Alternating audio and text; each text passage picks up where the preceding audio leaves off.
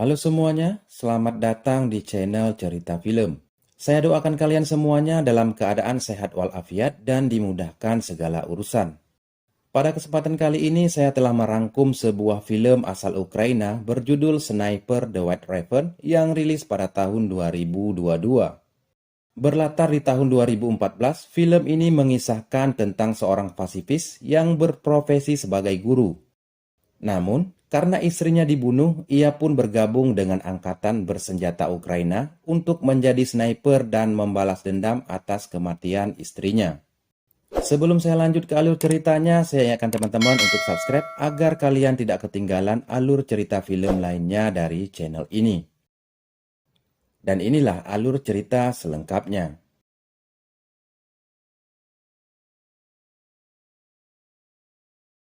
Film dimulai ketika seorang wanita bernama Nastia sedang melukis seekor burung gagak putih. Ia sengaja berkamuflase agar leluasa untuk menggambarkan burung tersebut. Setelah itu, ia pun masuk ke rumahnya dan membangunkan suaminya bernama Mikola yang sedang tertidur. Keduanya merupakan pasangan suami istri yang menetap di Donbas, yaitu perbatasan antara Ukraina dengan Rusia. Keesokan harinya, Mikola yang berprofesi sebagai guru menjalankan rutinitasnya untuk mengajar di sebuah sekolah. Sampai di sana, ia menonton berita di televisi kalau di kota Kiev telah terjadi demonstrasi besar-besaran dan 100 orang demonstran tewas oleh pasukan khusus. Setelah melihat berita tersebut, Mikola seperti biasa masuk ke kelasnya untuk mengajar. Namun, salah satu siswanya bernama Ivan tidak menyukai Mikola. Menurut Ivan, Mikola adalah orang asing yang tidak sepantasnya mengajar di sekolah tersebut. Pada suatu waktu, reporter lokal datang untuk meliput kehidupan Mikola dan istrinya. Reporter tersebut sangat terheran kalau Mikola yang memiliki 3 gelar sarjana, yaitu matematika, fisika, dan ekologi mendiami daerah tersebut. Selesai meliput, reporter ini malah mengatakan kalau Mikola adalah orang gila. Malam harinya, Nastia memberikan sebuah patung kecil dari kayu kepada Mikola. Patung itu sengaja dibuat sendiri oleh Nastia dengan tujuan patung tersebut bisa melindungi kehidupan Mikola. Menjelang subuh, beberapa mobil militer pasukan Rusia secara diam-diam memasuki wilayah perbatasan Ukraina dengan cara menabrak pagar kawat berduri dengan mobil mereka. Sementara Mikola di pagi harinya seperti biasa, ia berangkat ke sekolah untuk mengajar. Di perjalanan, ia sempat melihat 2 orang militan Rusia. Namun, ia tetap melanjutkan perjalanannya ke sekolah. Sampai di sekolah, ia tidak menjumpai seorang pun di sana. Ternyata, hari itu sekolah telah diliburkan. Lalu, Mikola melihat kembali berita di televisi. Diberitakan, militan Rusia telah memasuki beberapa wilayah di Ukraina. Mikola pun langsung pulang. Ia mencemaskan keselamatan istrinya di rumah. Dan benar saja, sampai di rumah istrinya telah dipukuli oleh tentara yang sempat ia lihat. Hendak membela istrinya, Mikola juga ikut dipukuli oleh mereka. Mereka beranggapan kalau Mikola dan istrinya ini adalah mata-mata. Karena curiga, salah satu militan ini memeriksa isi rumah Mikola. Meski tidak menemukan bukti apa-apa, militan ini membumi hanguskan rumah mereka. Sebelum militan ini pergi, Nastia mencoba melemparkan batu ke arah mereka. Namun, sayangnya mereka malah menembaki Nastia dan nyawanya tidak tertolong. Mikola yang sangat mencintai istrinya terlihat sangat terpukul dengan kejadian tersebut. Keesokan harinya barulah datang 2 tentara Ukraina ke tempat mereka. Mereka juga sempat mencurigai Mikola, namun setelah menunjukkan identitas, 2 tentara ini pun percaya kepada Mikola. Dan mereka pun membantu menguburkan jasad istrinya. Setelah itu, Mikola pun dibawa oleh 2 tentara ini ke markas rahasia pasukan Ukraina. Sampai di sana, komandan dari pasukan Ukraina juga mencurigai Mikola sebagai mata-mata. Ia takut keberadaan markas mereka diketahui oleh pihak musuh. Namun, setelah Mikola bilang bahwa ia ingin mengusir mereka dari tanah kita, barulah komandan ini percaya kepada Mikola. Singkat cerita, Mikola pun bergabung dengan pasukan Ukraina untuk menjalani latihan fisik sebagai seorang tentara. Suatu hari, saat latihan bongkar pasang senjata, Mikola sempat diremehkan oleh komandannya karena belum bisa melakukannya. Di latihan berikutnya, Mikola memberitahukan kepada komandannya bahwa nama panggilannya kini adalah Raven, yang artinya burung gagak putih. Hari pun terus berlalu. Latihan keras dijalani Raven bersama rekan-rekannya. Dan Raven terus berusaha keras untuk bisa membongkar senjata AK-47 dan menjalani latihan fisik agar menjadi tentara yang tangguh. Pada suatu hari, komandan memberitahukan kalau mereka kekurangan sniper yang akan bertempur di garis depan. Dan siapa saja boleh mendaftar untuk dilatih. Raven pun mengajukan dirinya. Lagi-lagi, Raven malah diremehkan. Latar belakangnya sebagai seorang pasifis atau pecinta kedamaian membuatnya diragukan menjadi sniper. Komandannya bilang, jangankan menjadi sniper, bongkar pasang senjata pun belum bisa dilakukan Raven. Mendengar hal itu, Raven menantang komandannya kalau ia akan menunjukkan skill membongkar pasang senjata hanya dalam waktu 20 detik saja. Awalnya komandan ini ragu-ragu, namun ia berpikir tidak ada salahnya memberikan Raven kesempatan. Kesempatan tersebut pun dimanfaatkan oleh Raven dengan sebaik-baiknya dan ia berhasil melakukannya dengan mata tertutup hanya membutuhkan waktu 18 detik saja. Semua orang yang melihatnya pun terkagum-kagum dengan skill yang ditunjukkan oleh Raven. Dan akhirnya ia pun diterima dan dibawa ke tempat khusus untuk menjalani latihan sebagai seorang sniper bersama 6 orang lainnya. Sampai di sana mereka pun dibekali dengan senjata khusus.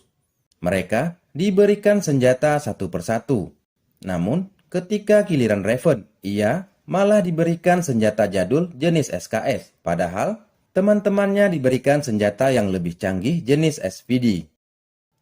Raven pun terlihat tidak terima. Ia ingin senjata yang sama seperti yang lain. Namun, tetap saja ia tidak diberikan senjata yang lebih canggih. Latihan pertama pun dimulai. Dalam latihan ini, mereka ditembaki dalam jarak yang cukup dekat dengan posisi fokus dengan senjata membidik target. Dan diharapkan suara tembakannya tidak membuat tubuh mereka bergerak.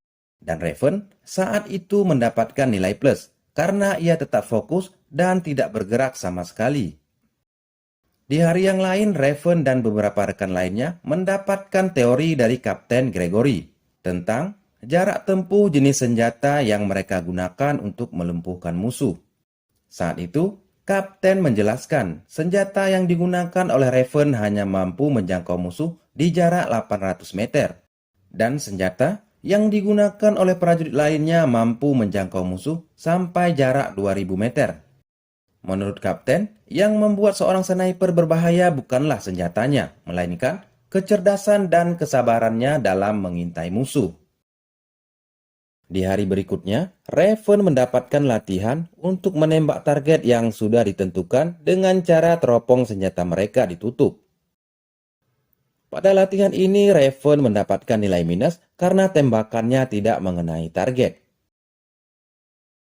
Latihan berikutnya, Kapten memberikan teori cara cepat menghitung jarak untuk melumpuhkan musuh. Sebagai ahli matematika, tentu saja urusan berhitung menjadi keahlian Raven, dan ia juga mampu menghitung dengan cepat soal-soal yang diberikan. Kapten pun sampai terkagum-kagum dengan kejeniusan si Raven. Sebelum latihan terakhirnya, Raven memandangi patung kecil yang pernah diberikan istri kepadanya. Di latihan terakhir, mereka ditugaskan untuk menembak target dalam kegelapan. Kapten pun melepaskan peluru yang bercahaya agar targetnya sedikit terlihat dan mereka ikut menembak. Beberapa rekan Raven mampu menembak dengan tepat sasarannya, namun Raven mendapatkan nilai minus. Dan ternyata saat itu Raven belum menembak. Ia ingin membuktikan mampu menembak target tepat sasaran dalam suasana gelap tanpa bantuan cahaya sama sekali.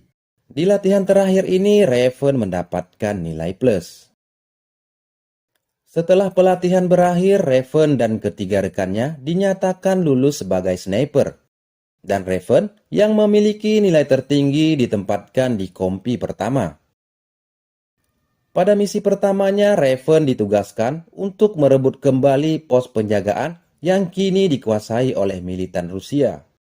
Dari jarak 400 meter, Raven, Kapten Gregory, dan pasukan lainnya dalam posisi siap menyerang untuk melumpuhkan pasukan Rusia. Namun, tiba-tiba datang sebuah mobil warga sipil mendekati pos penjagaan. Kedua warga ini pun diinterogasi oleh tentara Rusia. Sementara Kapten dan Raven membidik target satu persatu. Mereka pun melepaskan tembakan dan beberapa tentara Ukraina langsung menyerang militan Rusia. Akhirnya mereka pun berhasil menguasai kembali pos tersebut. Raven pun mendapatkan ucapan selamat atas keberhasilan misi pertamanya dari sang kapten. Kembali ke markas, Raven menanyakan temannya bernama Kim dan Dunai, dan ia mendapatkan informasi kalau keduanya sedang dalam misi. Saat itu, Kim dan Dunai mendapatkan misi untuk melumpuhkan pihak musuh. Namun, sayangnya keberadaan mereka diketahui oleh mereka. Hingga akhirnya, Kim tewas oleh sniper musuh. Kematian Kim membuat Raven sangat terpukul.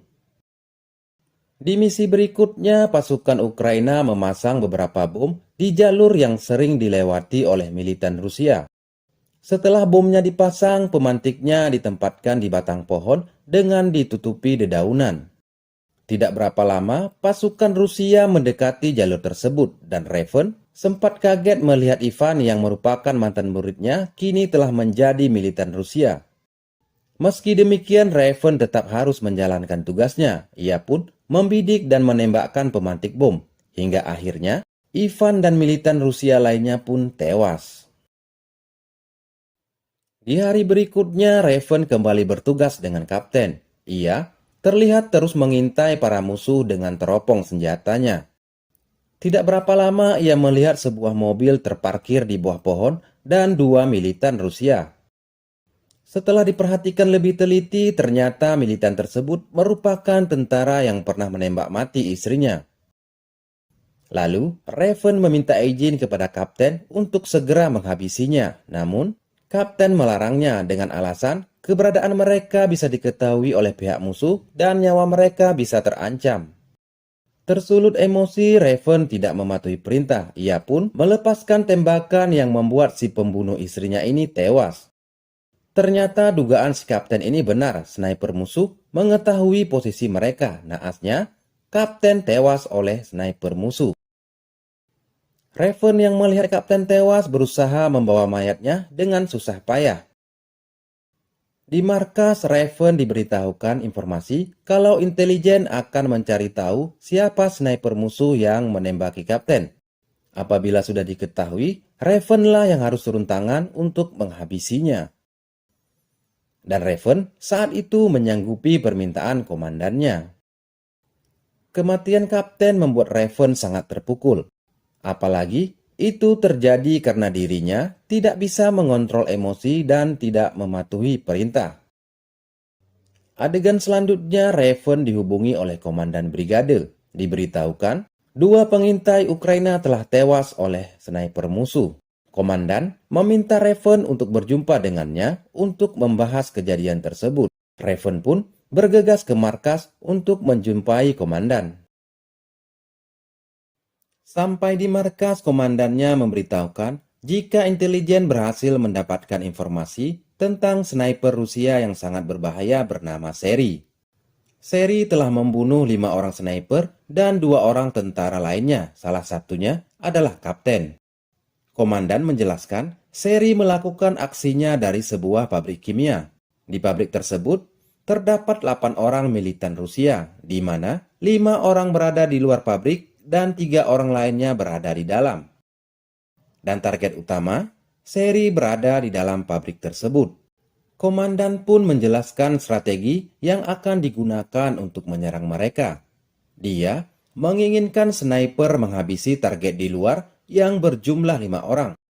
Kemudian, Raven ditugaskan untuk masuk ke dalam pabrik untuk menghabisi 2 sniper dan target utama Seri. Setelah semuanya cukup jelas, mereka pun berangkat ke lokasi. Tiba di sana, Raven perlahan-lahan merangkak mendekati pabrik. Sementara para sniper memantau musuh yang berada di luar. Si komandan yang saat itu telah berada di sebuah ruangan kosong dekat pabrik memerintahkan Raven untuk masuk. Dan di sini, Raven dengan mudah menghabisi 2 target. Salah satunya adalah tentara yang pernah memukuli istrinya dulu. Selanjutnya, komandan memerintahkan para sniper untuk menghabisi musuh yang berada di luar.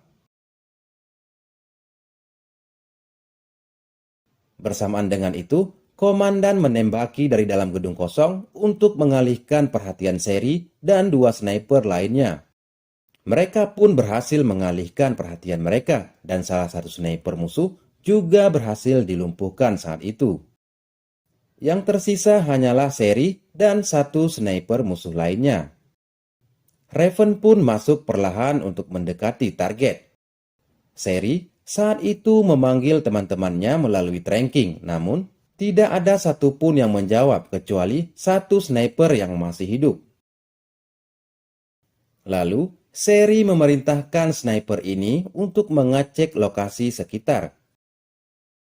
Ia sendiri juga mulai curiga dengan keadaan yang tidak seperti biasanya. Ia pun ikut mengecek keadaan di sekitar dan naik ke atas pabrik. Sampai di atas, Seri pun terkejut melihat salah satu snipernya telah tewas. Lalu, ia menghubungi pasukan lain untuk meminta bantuan. Dan mereka bilang, bantuan akan datang dalam waktu 10 menit ke depan. Setelah menghubungi bantuan, Seri pun kembali masuk ke ruangannya. Raven yang sudah siaga di ruangan tersebut pun menghabisi Seri dengan pisaunya. Setelah menghabisi Seri, Raven menghabisi target terakhir dengan menggunakan sebuah granat. Beberapa saat kemudian, pasukan bantuan pihak Rusia tiba di lokasi.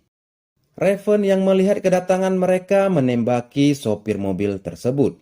Dan baku tembak pun terjadi antara sniper Ukraina dengan pasukan Rusia. Setelah misinya ini selesai, Raven mendatangi rumah dan makam istrinya yang tidak jauh dari pabrik tersebut. Saat di makam istrinya, Raven terlihat memegang patung kecil yang selalu dibawanya kemanapun ia pergi. Dan patung tersebut merupakan pemberian istrinya semasa ia hidup.